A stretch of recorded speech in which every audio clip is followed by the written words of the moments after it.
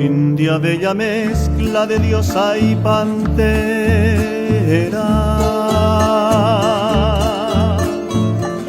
doncella desnuda que habita el Guairá, arisca romanza, curvo sus caderas,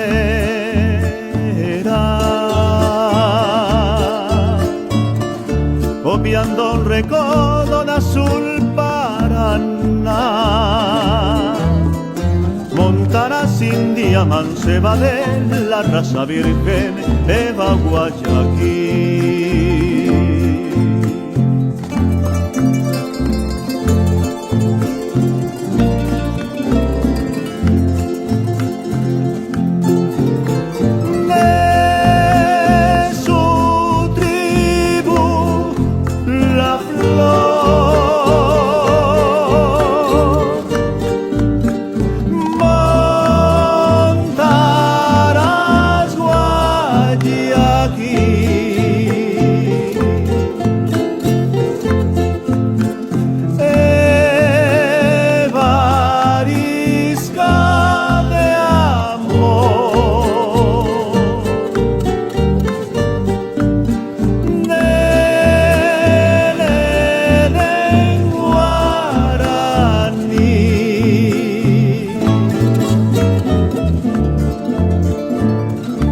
Bravean las sienes su orgullo de pluma,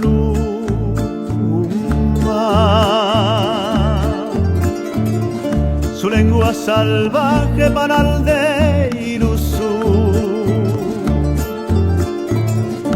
collar de colmillos de tigres y puma, encolla la musa de Ibitirusú.